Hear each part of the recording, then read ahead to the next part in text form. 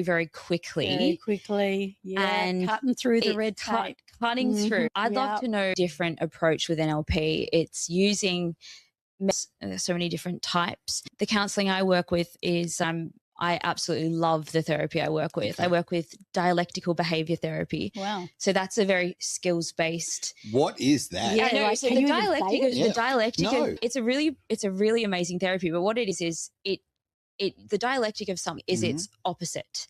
So what we're trying to do is help people move beyond whatever their trigger point is. Yep. So say it's anger. Say every time they feel like they've been threatened, they go into an aggressive, impulsive state. So dialectical behavior therapy, the dialect of anger would be, let's say, kindness.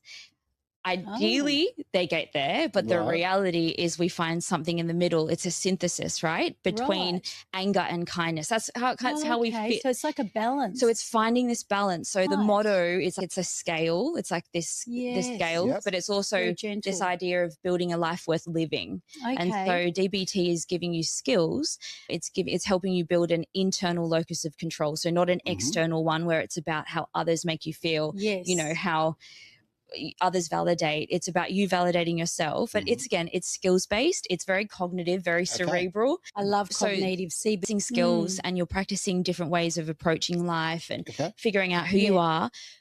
NLP though, the difference there is that's happening. Because what you're doing is you're bypassing the logic and the conscious part of the brain.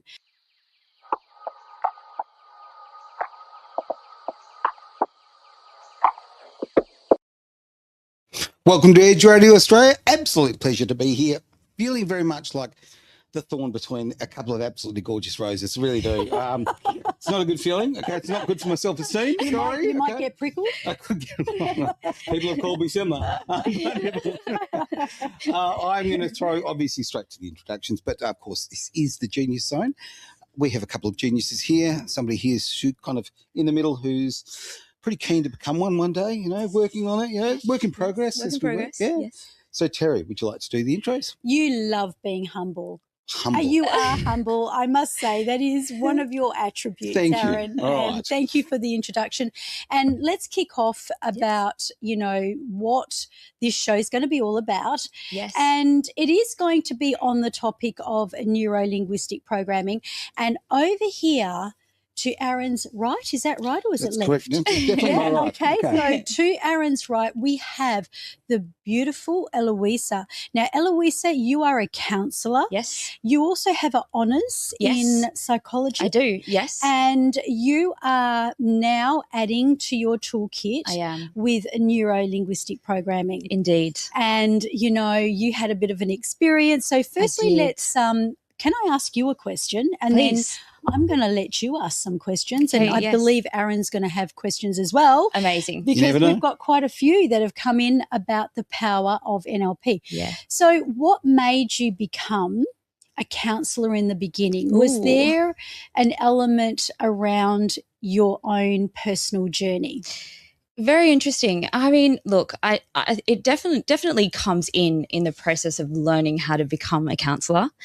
I think, well, I started with psychology, so I studied that degree, and it was proving to be very difficult. So I did it for a year. Okay.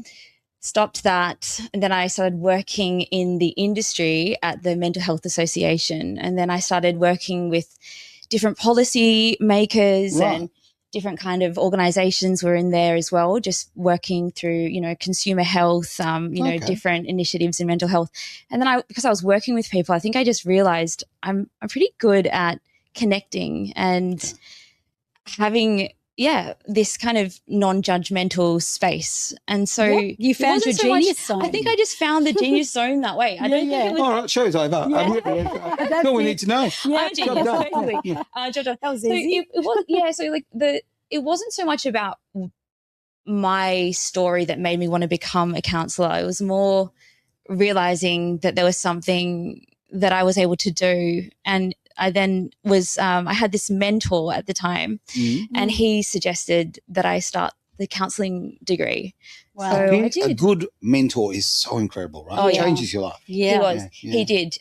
He wasn't even a mentor per se. He Okay. was he worked in a recruitment company. So I actually found him through that process, and then I he would helped normally me never take get advice that. from HR. But all right, fine. Okay. I know. Well, he was probably just a special one out of the I'm teasing. bunch. Yeah. But I think Yeah. he saw how I was working, and he That's got me that amazing. job. Yeah. And then it was just he just kept following the journey with me, Yep. and then he was like, "You need to do this." Oh, that's so good. So that's And how as a counsellor and obviously having an honours, and go you, that's Thank absolutely you. Very cool. phenomenal. Thank you. I remember my late husband Ian said, if any of our kids come home and announce after they leave school that they're going to study psychology, let's duck for cover. Because he had a theory. I have the same theory. Okay. It's like that as Yeah. well, actually. And guess now that what? you're saying this. His youngest son, come home and said, I've decided what I'm going to study, psychology. We both Right. looked at each other. Failed as parents. No, just joking. No, but it's interesting how, I mean, what perfect family is there? They There's say none. It that doesn't exist. there's no way that people, any true. parent, even the best and the best of parents, are going to make mistakes. Yes. But interestingly, you now are learning the art of NLP. Yes. How are you finding that as opposed to counselling? Let's say, Yeah, for well, example? I think there's a very different approach with NLP. It's using metaphysical energy. So it's not so direct. It's using the subconscious. And because of that process, it's subtle, and it's not about just speaking to the client and, asking open-ended questions. It's visualizing, it's going into it's retrieving information in a very, very different way. Yes. And that's what's drawing me to it, because I think there's so much creativity that we don't use, so much of our imagination that we don't work with, and we just kind of get so stuck in these little constructs that have happened through life. Yes. But NLP unlocks that, and it moves it away, and it brings us closer to this actual reality that we're in.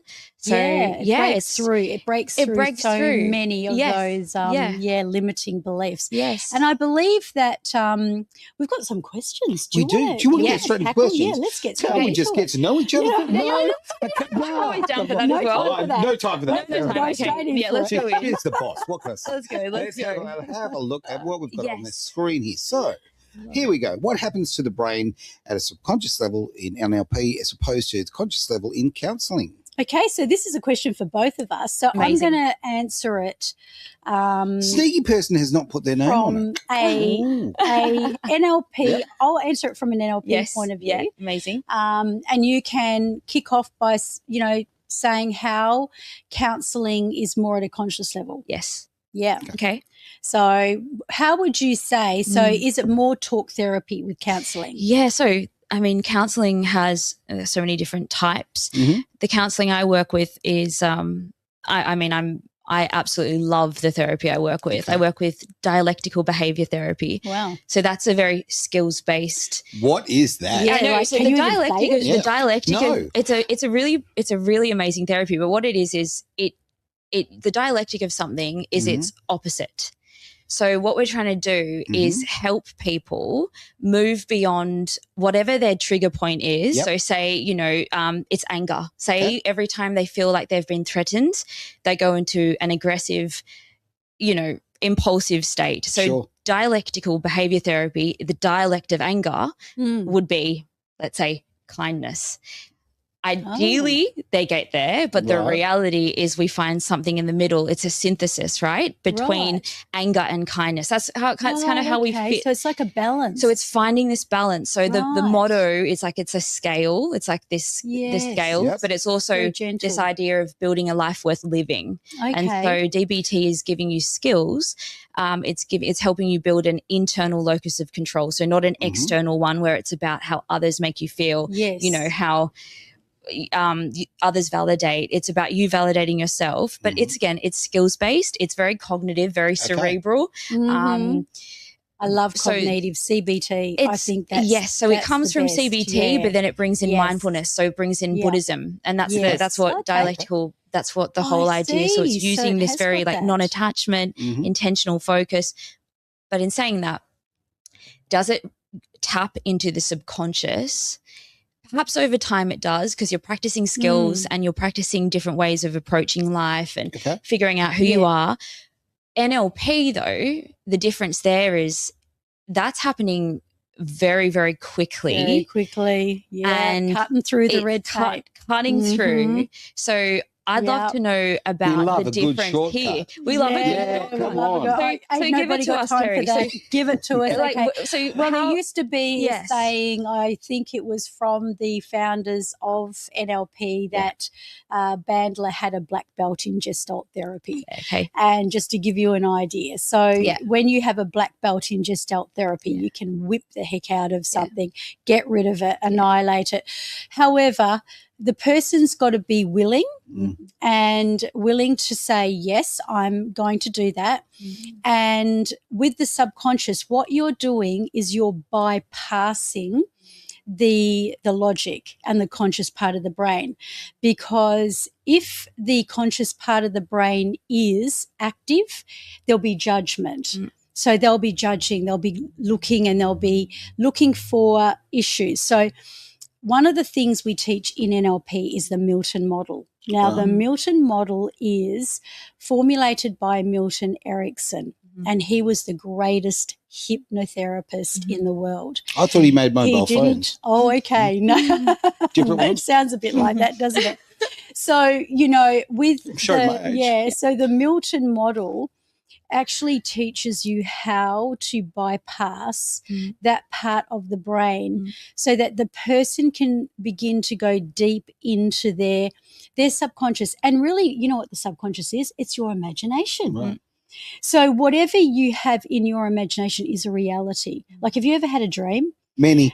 Okay. Have you ever had a dream and it was so vivid? My daughter had a dream the other night, so vivid. She dreamt I died. Now, she hadn't seen me for a long time. It's a bit dark. It was. And she rang me up and she said, Mum, I've got to see you. And I'm like, hallelujah. Like, what's happened here? Yeah. She had a dream. So that is the subconscious in action. So when the person wakes from a dream, they have actually gone out and experienced it. So they feel what they feel. So they have gone through. And I know that in some counselling rings, I remember there was a pastor who was trying to bring a couple back together again whose their marriage had broken down. And he tried it on with, you're going to have a dream. And that dream is you're going to remember what it was like when you first met. And it's going to reawaken that element of how you felt with each other and, you know, all of those elements. So, you know, it is really the element of bypassing. That would be the answer to moving that your own question. timeline. Yeah. But do you have any question around that might go deeper? Well, I mean, in that, from my experience, so Terry and I are training and I'm getting to really understand it and learning these different techniques, and the technique of seeing the timeline in front of you and then being able to physically, like, I mean, it's physically in the imagination, shift it by moving it behind and then developing this clarity. Like that happened when you took me through that in a matter of moments. Seconds. Absolutely. Yeah, I was there. So, yes. I saw this you were happen. a witness, Aaron. You were there. And it was amazing. Like, honestly, I haven't seen the NLP done that way in front of me before. It's the imagination. And you just clicked, didn't you? It was a massive shift. Yeah. They say that all problems are problems of imagination. So are solutions. Okay. There you go. Can I come in with a question here about this kind of yeah. And I don't know who to face on this one because That's okay. Right, you're talking about dreams earlier, right? And we're talking about timelines. So when I was younger, my dreams used to be like a Hollywood movie in as much as the dream's doing its thing, as every dream does, I guess. But then if something didn't work out, like, okay, and there was a timeline issue, there was something that just didn't click, I'd go, whoa. And I would step in and I would stop the dream. Stop the dream. I would stop the dream. The film would stop. Okay, and I go, no, we have to move this. We're going to change this. Okay, da da da da da. You'd be the Director. producer of your And own, I'd the restart it. director of Yeah. your That's own incredible. dream. Yeah, Oh my gosh, that is powerful. and it was a big part of my life for a long time. And That it says a stopped- lot about you, but Aaron. it stopped in my 20s. Oh, Yeah. I wonder what happens- believe, like, I love interpreting dreams. I absolutely love it. And right there is Yep. an illustration of who you are Mm. at your core. Control freak. At Great. your, no, but you are a producer. You are Yes. a director. And, the fact Yes. that you're living that out in dreams, it's just showing your natural Yeah. element. Sometimes it's not about negativity. Like, that's not always a negative Oh, thing great. that, where you can take control. But that's powerful. Very interesting. Interesting that it stopped in your 20s. Yeah. Yes. There was something that happened in your conscious mind that Well, it felt I like it wasn't became- able to do that anymore. That, yeah. So, Ah. I mean, I know a lot of people know my story in some ways, but yeah, I mean, I got married in my 20s, okay, and I became a dad in my 20s, and then my life changed a lot. I mean, I went from being a professional rally driver, of having that kind of very, Okay, now I get it. yeah, you get Okay. it. Yeah. But that was my world, like Yes. going fast, Wow. and that entire the energy of all that world was my world, okay, and I lived Yep. fast. Yep. And then everything changed, and I had to become responsible and a dad and make sure that that the money was consistent and all those sort of things, right? And No time to use the imagination. No, Yeah. You that's just right. had to stay in reality and just keep that And you keep that couldn't car possibly drive in that car. Yeah, right. and Yeah. not only that, but you kind of like control goes out the window anyway. That's kind of my point. I think that might be Yes. something. Yeah, because with children and that, you just can't predict what's no going to way. happen Interesting. next. Yeah. And each child, you have 3 children. Like, I had 3 very different children. You've got to treat them all differently. You can try to be regimental, No. I think You it are doesn't so always, wrong. Okay, as a doesn't father who had always work. several daughters are different to sons. So daughters, you must, in your head, when you give them a cuddle, you have to count in your head and make sure everybody gets the same amount of cuddles. Otherwise, the politics is incredible. Oh my right? gosh. The 2 boys don't- seconds longer. Boys do not care. No, 1 second. They're onto it. But that's right? a lot of brain power. And Yeah. this is the whole thing. And I think this is like what happens in adulthood, where you have more responsibilities, keeps on, packing on. And then what have we really got? Like, we don't really have much surplus of creativity and imagination. And I think that's the difference. Like, when it comes into, because a lot of my clients come to me when they're burnt out, right? Yeah. They've exhausted everything that they've got in their What a in their shame we mind. do that. Why do we wait till it's broken before we That's a very start to good fix point. it? That's a very good before point. it hits we hit the wall. It's Yeah. just a fact, isn't it? But a really interesting thing is, like, when NLP comes into it, it's like this idea of resetting that. Yeah. So whatever is happening, NLP gives you that capacity to shift what's taking up all of that space. So you can essentially, you can start again. Yeah. Yep. I want to hear more. Okay, so when we sat on the chair Yes. together, Yeah. as you know, the first question I asked is, what is it that you truly want? Now, you would know this as a counsellor. When people come in, whoever says, oh, I want to be rich, I want to have a great relationship, I want my whole world to be great. Nobody says that. Everybody says, I want to quit this addiction. I want to stop overeating. I want to, get rid of this relationship. They're always saying all my bad habits. Go, right? Yeah. People are talking about, I want to stop the anxiety. I want to stop the sleeplessness or the exhaustion. They're talking about that. But the first question we asked you is, what is it that you want?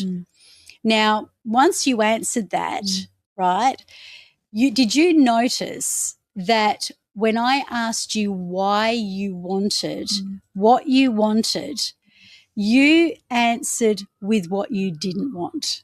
Ooh, Yes. you caught her. Yeah. I missed that completely. And yes, she did. Yes. Okay. And I made a bit of fun of you, if you can remember, because, I won't break any confidentialities, but when I have people come and sit in the chair, I don't want to be depressed anymore. I want to stop being exhausted. Got it. I got it. You want to be depressed and exhausted. That is not what I said. But I said, but I asked you what you wanted, not what you didn't want. So true. But see, this is what happens. This is the human nature. Yeah. So do you remember that? That Yeah, I you do. told me what you didn't want. Yes. Now, what you don't want, if we go deeper, is an element of, okay, you're fighting against that. Yeah. You don't want it. And Yeah. the more you don't want it, the more you attract it. Yes. You know what I mean? Yes. It's like it just keeps coming back to haunt you. But then because a part of the art is really being able to elicit with people what, encourage them to say what they do want. So, okay, what will it feel when you do have that? So if you say, I want to be empowered, I want to have a great job, and I want to have a really good relationship, what's that going to feel like? Because it's the energy around it. And this is why we've got to be careful what we wish for, because if we say, I want that person over there, I want that particular man, or I want that particular woman, they may not align in reality, like we were talking backstage They're before. often psychos. Yeah. They could be a psycho. Yeah. It could I'm be teasing. imposter syndrome. But it's true. Yeah, exactly. And I mean, that's a really a radical But that comes back to example. judgment. That comes back to judgment. Yeah. Like you are Yeah. judging that person. This is what we do. We are judgmental. Yeah. Yes. The Yes. ego might want something very different to the soul. Yeah. That is incredibly true. It is so true. And if you energetically want something, you might think you want that person, but the universe and the soul, as you say, knows whether that's an energetic match. So that's why it's really important to go, like, what's that going to be like? What's that going to look like? What's that going to feel like? But then you've got two parts, haven't you? Yeah, two truths. You've got the reality of what is holding you back and what's sabotaging your actual relationship or whatever it is that you want. Yep. But then you've got the want and the desire for it. They both actually want the same thing. So that's where we integrate it. So the integration comes through logic, interestingly enough, and subconscious. Subconsciously, we are acting, this is the elements of our saboteur that's coming out of the subconscious. The logic is saying, but I want to be good. I want to be trim. I want to be rich. I want to, I feel like I'm hearing that song in my head now, but, I want this. Sure, that's logical, but talk to the hand, literally. Talk to the hand, because it's not an energetic match. So that's when you do talk to the hand. And that's all about, it's actually one of the hardest techniques to train, parts integration. Yes. So we did a little bit of that. We did a lot of it. And the workshop was so powerful to realize these parts that we have. And they're both attainable, they're both accessible, but it's interesting that we go to the one that, the pathway that we're so familiar with, even if it's, as Terry says, the longer route to go down, even if it's harder to get through and there's more detours and we still keep going to that one. We still want the same thing. True. So we both want the same thing. Yes, still wanting the same thing. This one knows how to get there faster. Exactly. And we're not judging that one. No. That's the biggest thing. So you're almost representing and advocating. Like, I've had a lot of people say to me recently around me, very close by to me, saying, why do you do what you're doing? You should be an advocate, like an actual proper one, because of. But you are a proper one. But that is where. Lousy language. But in actual fact, I am advocating with the person's subconscious brain. Okay. So I advocate for the shadow. So you get your people to talk to their people, but if they haven't got people, it's negotiating, isn't it? Really, it's not about judging the shadow. Yep. It's not about going, you're bad because you overeat or you drink too much alcohol or you you always choose the wrong relationships. It's not about that. It's about understanding the learning. I can hear something wanting to pop out of your mouth there. So interesting.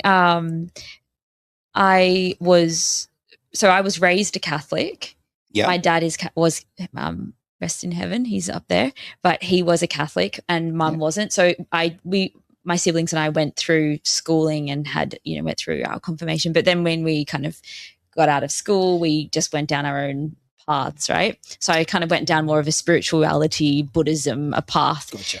However, my mum, she loves Jesus and she's, very much connected to God and having faith. And she said to me today, she just said, isn't about it's not being connected to this higher power, this higher spirituality that lives within us, isn't about just being a good person and doing good things. It's about actually having a relationship with God. Yeah. And so in a similar way, it's like having this relationship with the shadow. It's like having a relationship where the shadow feels like this, this part of us. And in IFS, internal family systems, which is another one of the therapies I work with, we call it the exiles. So it's the part within us that's wounded, that wants to be seen but doesn't know how to has be. been exiled. It's been exiled, and then it moves into either like a managing position or it goes into a firefighting position. But the core self is what's in the middle, and so the building the relationship, and that's like what you're really saying there. It's like it's not about because the ego obviously wants to shut it down, suppress it, and like you just said, resisting that. That's really good. Keeps I like bringing that. it. Because I'm hearing because I'm very hypervigilant. Yes. And that apparently comes from, part of my past and my history. And maybe I can work on that. But the fact is that the hypervigilance and all of that it's not actually a good thing, but it serves a purpose, and we've got to look at what that purpose is to serve. And I love how you've said that, because that's really typically in the line of counselling. And how it would be different in the NLP world is we would go back to the trauma. And you mentioned before about the timeline therapy and how that shifted things in moments.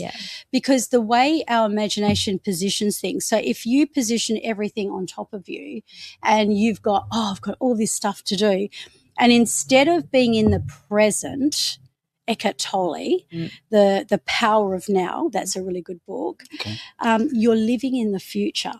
And I was talking about this. My late husband was the most present, I say more present than Eckhart Tolle. Wow. And it used to drive me nuts. It used to drive. It did. Because it did. I get it. He was. I don't. He would slow me down all the time. He'd slow. His favourite words were shway, shway. Shway. In Arabic, Right. that's slowly. Because wow, I was like a bull in a china shop. So I'd be wanting to drag him into the future, and he'd be trying to bring me back. He'd say, "Can I have a kiss?" And I'm like, "No, not now." And he goes, "Well, how about now?" Great answer. That's present. That's kind of how conscious. present he was. That's So what happens aware. is I'm living like my son, for example, and I gave this example. I quite often talk about this in workshops because, timelining is really about bending time. Because most of the problems we have in the world is around time and money. People haven't got enough of it. Yeah, well, it's a balance. That's what we're always fighting for. Yeah. So my stepson, for example, is like his father. So he lives inside of time. So my son, my biological son, is more like me. He's a destination person. So he's more, it's got that's got to happen, and he's living in the future.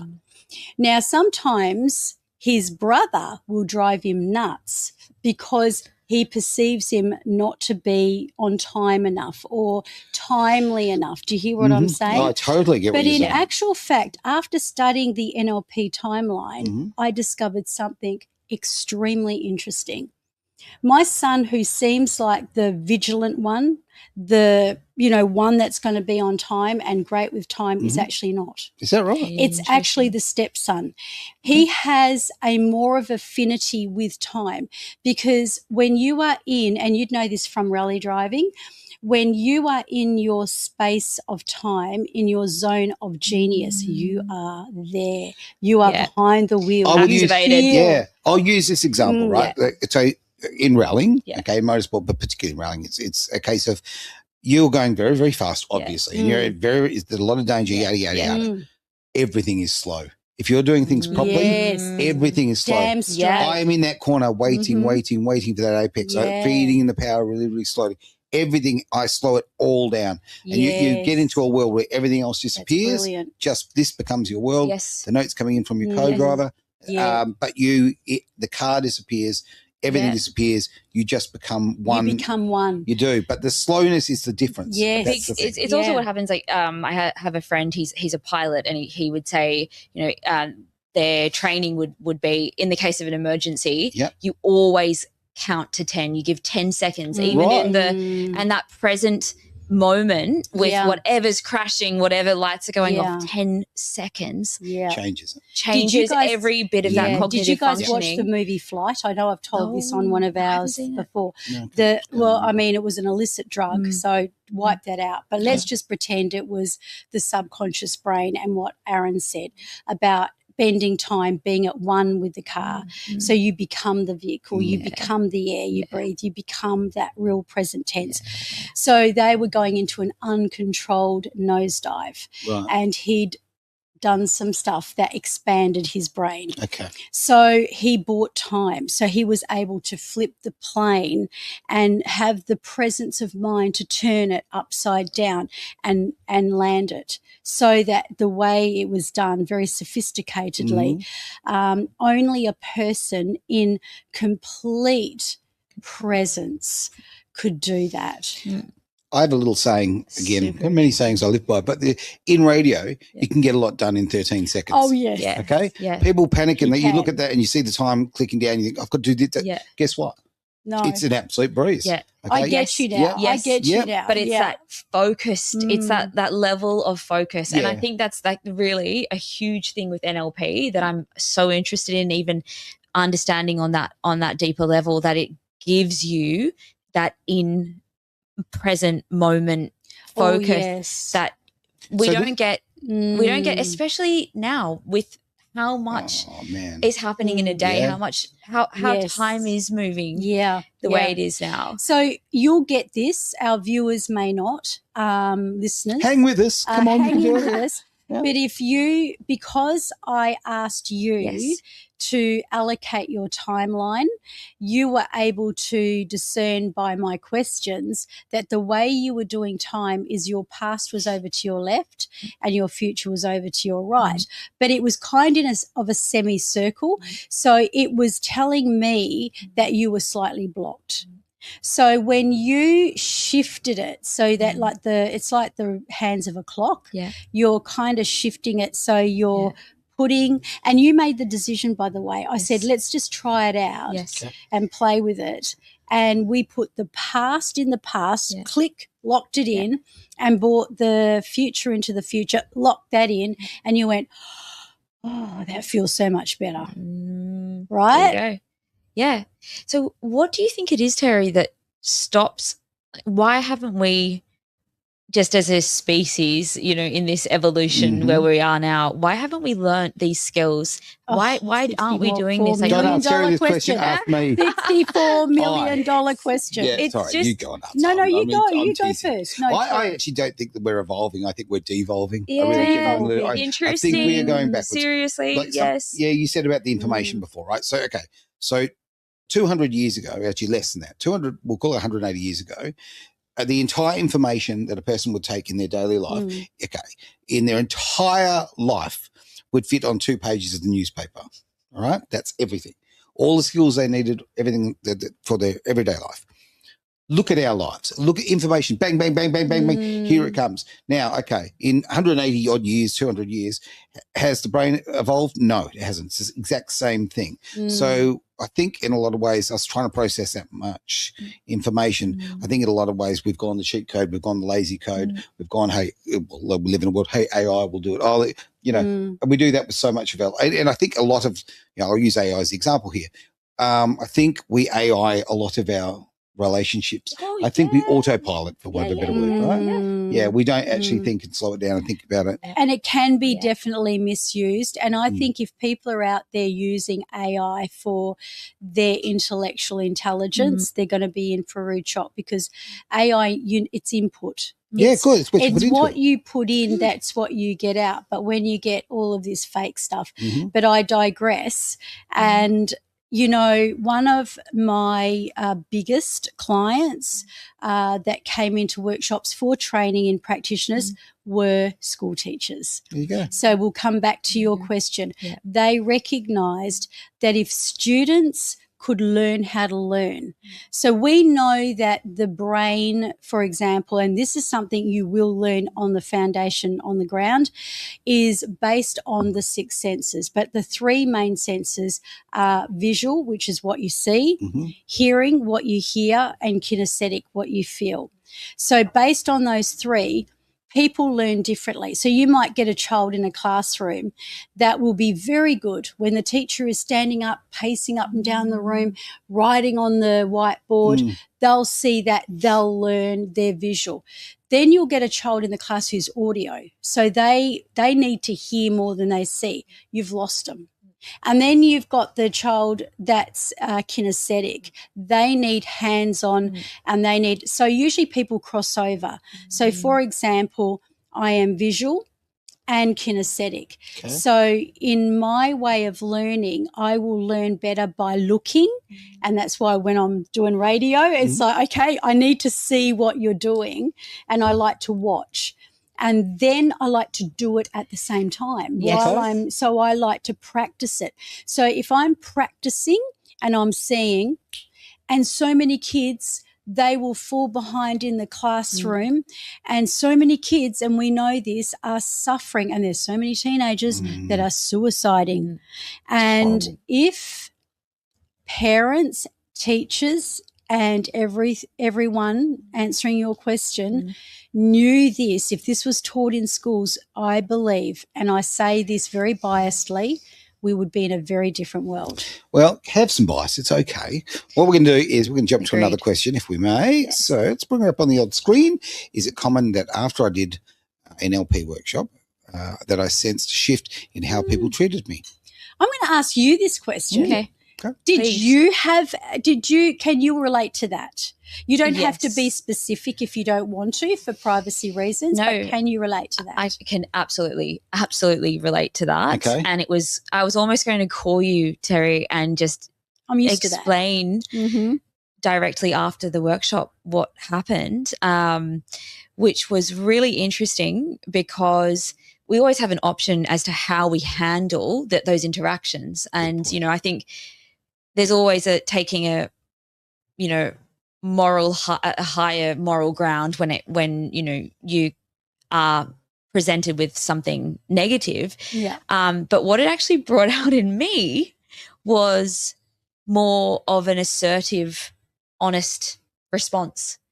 And so what that was about was like I felt like after the workshop I had this level of confidence and this level of being in the present. It cleared up a lot of space, and just I was able to, sometimes I've noticed in the past I wear the rose-colored lenses and kind of see what I want to see, which is maybe the best of every situation. Sometimes. So they were just off. Right. I felt like they came off and they're still off, which is quite incredible. Interesting. Yeah. Look, what you're saying is exactly what a few of the other people have said. Yeah. One lady said, "Oh my gosh, Terry, it's like my voice is coming out. Yes. I'm speaking my truth." And, she works fly in, fly out, and she is a leader. Yeah. And she said the whole crew treated me differently. Right. But did they go to your workshop too? And I went, no. Like that was a joke, but I have been asked that. Question though, okay, did they treat her differently or was the perception different? That's a beautiful question. Really, wow, really that is brilliant. I have these thoughts you occasionally. know what? No,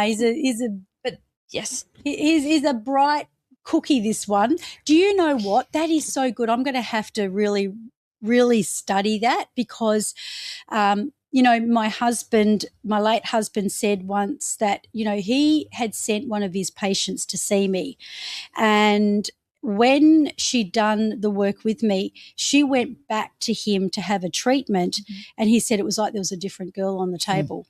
Her body had changed. Yeah. So her whole nervous system had shifted. And she said, did my mum and sister come in and do the course with Terry? And it's because it's energetic. I don't know the answer. I think what you've said is brilliant because it kind of alludes to the fact that it's perception. Mm-hmm. Because if you see things in a different perception, it does change and shift the way you feel, because I that's think so. what the art of NLP is. So I think you've got a good point. So with that then, because, you know, our perception, like what I was mentioning with the rose-colored lenses and what that might then mean in terms of how I express myself in the world or how I relate to the world. If I've got these tinted glasses on, my perception will be skewed. So when they're off and I'm in that space of just reality as it is, it's still a perception that I'm experiencing of the reality. I don't think I could say, no, it's reality for It's us. We're still all happening. having our own unique experience. But with NLP, once we realize, okay, so this is also actually with DBT, it also helps you experience one of the foundations of it is experiencing reality as it is, not the reality that we want to see. So NLP and DBT together, I think, is a very, very powerful combo of therapy. But this girl's going to be unstoppable. Look out. But what I want to know is, like, when you then are in this state of consciousness, this pure consciousness, because you've shifted everything behind you. Yeah. Is it then That's a good point. about realizing the capacity to essentially shift that perception to wherever you want to take it? So it is what it is, you know, that I feel it like is what you've it answered is. your own question, I'll be honest, because you said something interesting at the beginning, which was you had more space to kind of consider things because you'd shifted a lot of stuff. Yeah. And when you're shifting timelines, when you're getting rid of baggage, it's like having a huge room full of junk and you can't move. You can't move in that room. You pull everything out of that room, you've got space. So you've given yourself space to think. And that does change so much. And I believe that what we're dealing with, you know, predominantly with NLP is triggers. So I know you wanted to touch on the anchors and the triggers, but just so I can cover that for time's sake, when we, you know how we do the anchoring in NLP, so we get you to think of something great, a memory, and then you anchor it. You put that into your body. Now, why do we do that? Because when we experience good things and great things and exciting things, guess what? We're relaxed. Our body feels good. Our body is kind of, you know, like in that slow state. But what happens when we're angry or when we get a fright or if we're in trauma or anxiety, we go like that, okay? And when something happens, that locks it in. So we are constantly anchoring in negativity, but we're not anchoring in positivity. Okay. So by overriding, if you like, the system, what you're doing is you're setting up anchors so that your body can remember, because your body will always keep the score.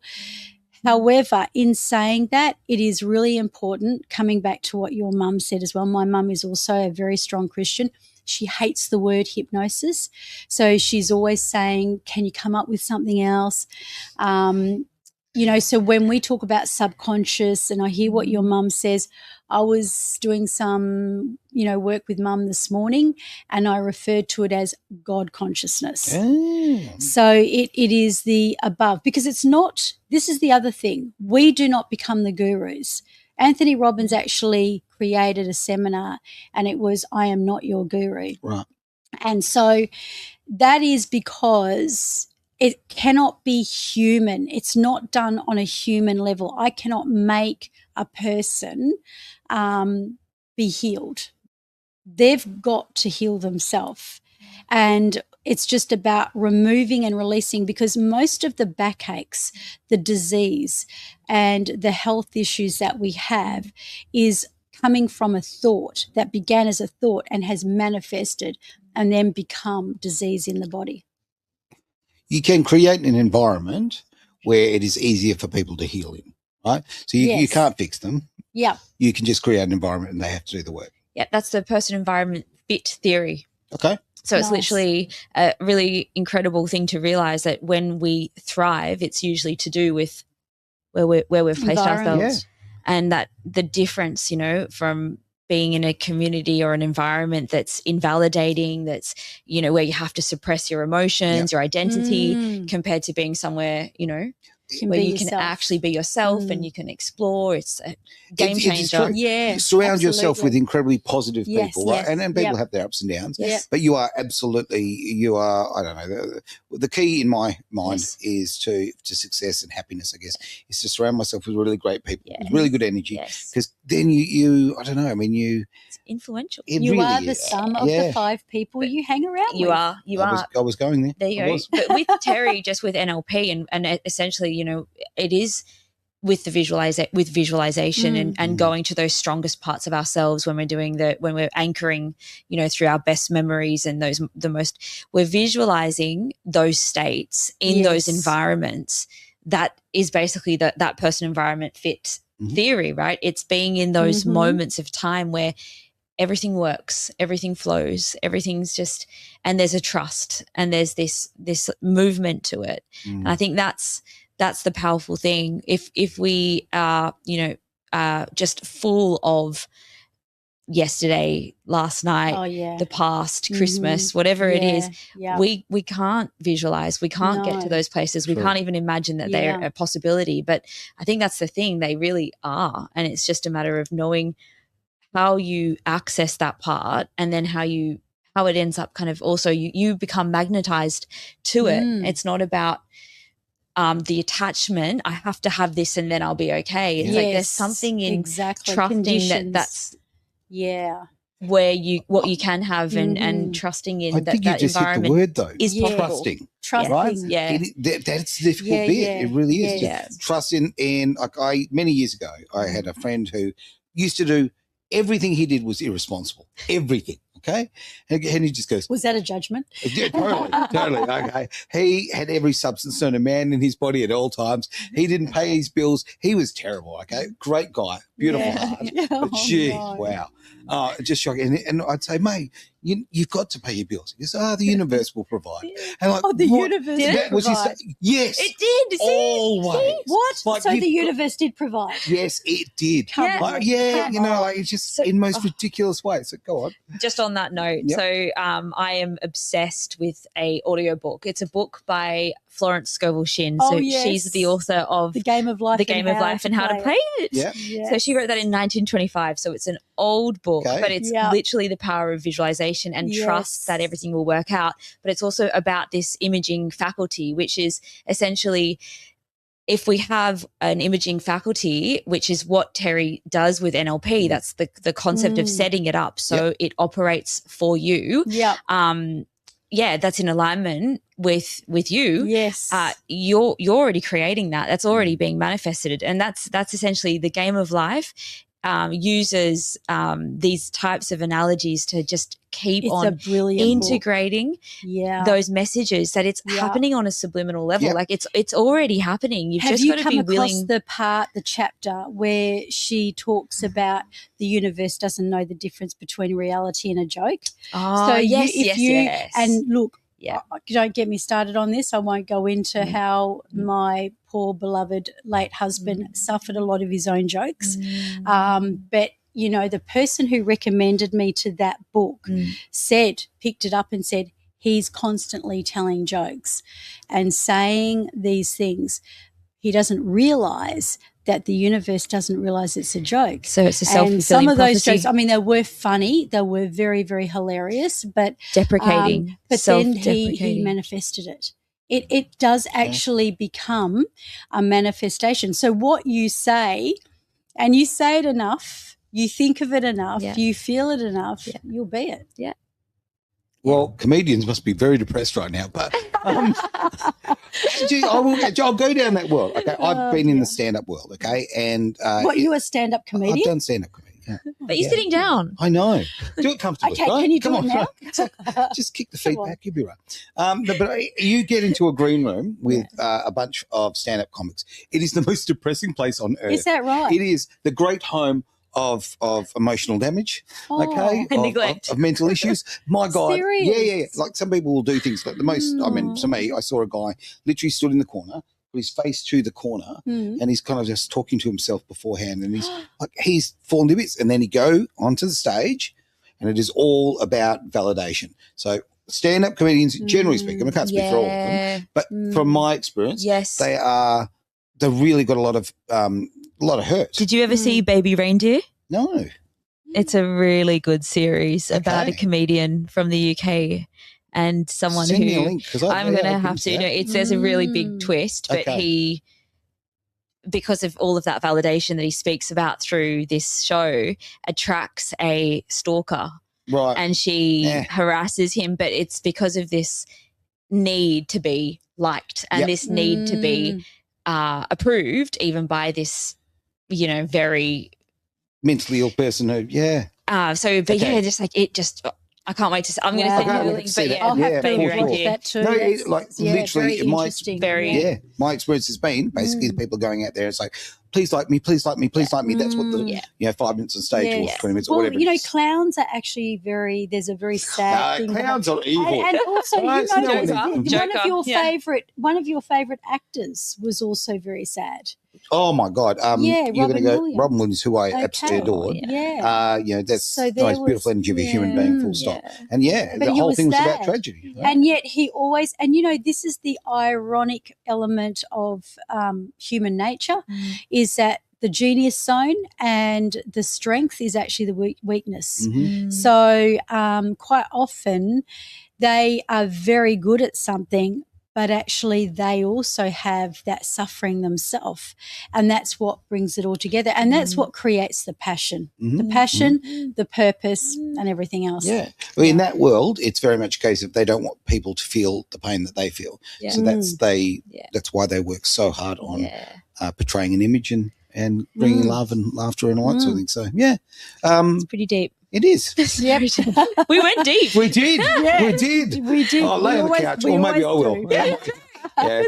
This does become a session for me every week. It's great. I love it. We're going to have to debrief after this. Yeah, I know, right? So have we got time for one last question? There is one last question, I decided let's run a little longer. Why not? Can't hurt anyone. Now, the news can wait. Right? The news can wait. There we go. What is the master key? What is the master key? To know more about the master key. So the master key, when you think of a master key, what do you think of? Something that can unlock a few things, not just one, correct? Absolutely, yeah. So after dealing with in clinic, I think when we sold clinic in 2017, I did a count and it was about 6,850 one-on-one consultations that I'd done. Okay. And in all of those consultations, I was able to, I guess, decipher that people were either really requiring better health because people would come because they wanted to obviously drop excess kilos. Being a hypnotherapist, they would release it through their brain. That was the first master key, health, billion-dollar energy. Number two, people had trauma that came from past relationships. And pretty much everything came from that. So key I'm right two, here, okay? Come on. Key number two is, practicing rich relationships. Because what we want is we want to go, I'm not a relationship, that's not my niche. And I choose not to make weight management my niche either because that's just not where I'm at. But that's predominantly what we're trained at in clinical hypnosis. So you've got those two elements. So that's the first two keys. The third one is prosperity. Okay. People usually want to know what is it, that is going to change in my prosperity. Prosperity is spiritual. So it's more around your self-esteem, your self-worth, the way you view yourself. Because if a person is giving away their services or they're giving away things, that is a people-pleasing tactic. And that's because there's a basic thing within them and all of us, because we all suffer from this, where they're giving away their prosperity because, at their own expense. So that's spiritual prosperity. Number 4 is the genius zone. Yes. Each and every one of us really need to know our purpose. I believe that. Agreed. If you know what you're here to do and you are doing it, that is when you're in your, your space of being totally at one with yourself, like you were in the rally car, right? Yeah. So when a person's in their zone of genius, you'll know because they become really magnetic. They become really present. And number 5, it's legacy. And the legacy is really about going back and healing ancestral lineage and the patterns and all of those elements so that you are creating a legacy for the future generations going forward. So the master key unlocks all of those elements, and they're the 5 master keys. Have you got one? All of them. Oh no, I'm definitely wanting to strengthen all of them. They all, you can see how they all interweave together as well. Yes. With the prosperity. Yes, I saw your eyes light up. Yes. Can you tell me? It's a big one. It's actually one of my most hugest programs. Whenever I run it, it's the one that attracts so many people. Cool. I think it's because it's the word prosperity. Yes. Yeah. What would you like to know in terms of that? Just in how, because you were mentioning it just around, giving it away. Yes. And that being a very common thing that we do. It reminds me of that quote, "Don't cast your pearls at swine," which is that Bible with a biblical. Biblical. But I like it. Catholic school. Jordan Peterson. Jordan Peterson was using it in terms of we give so much away we give it away and it gets taken advantage of. And that's I've right. fallen prey to that myself. That's where we come unstuck. And that's where we come unstuck. So is it around internal boundaries and around how to preserve that energy? It's because we don't feel there's a people-pleasing trap within us that we think if we charge too much or if we don't, then that's going to take away from them and I'm not going to be liked. Yes. So what they're actually doing is they're not only robbing from themselves, but they're robbing from the other person because they're not showcasing that full prosperity of what makes the world go round. Because money is not about being greedy or it's not about money. It's about being able to give. And you can't give out of an empty cup. I'm going to disagree. Because you're talking from your perspective that giving money, that money. You have to give money away, yes. But a lot, no, I don't mean it that way. Yeah. Some people do see money as just like literally just about power, right? Yeah, God. Power and control, and it's a guide to them. Yes. Okay, people who genuinely care about others, who are empathetic, then they're the ones that are more open with their souls when it comes to money. So, we each their own. Each their own. Space for us all. Absolutely. And it's finding that it's making it so that it's not about making money your God, because that's not what prosperity is.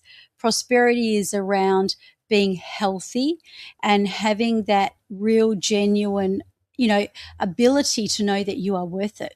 You've got something within you that is expansive, and that's prosperity. It's not about being greedy. But it's interesting because like the concept of kind of containing that and being prosperous, it's like a contradiction. Yeah. So learning the skills to be able to harness that, which is essentially what you're saying, then allows you to give it, like share it away. You can be more giving, but it's like intact, isn't it? It's like this intact ability to harness it and to be it and withhold that currency and to be able to then share it. So I'd love to know more. And you will probably get access to this Prosperity Codes program because there's so much, most of everything. It sounds like it's about money and prosperity around wealth, but it's actually around yourself.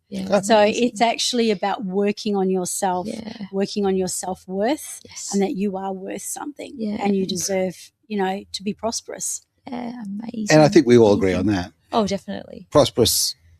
That's something that we all should see as a goal. 100%. Yeah, we really should. We are living in a world of being in this scarcity mindset. I don't have enough. I need more fuel, more this, more toilet paper, probably again.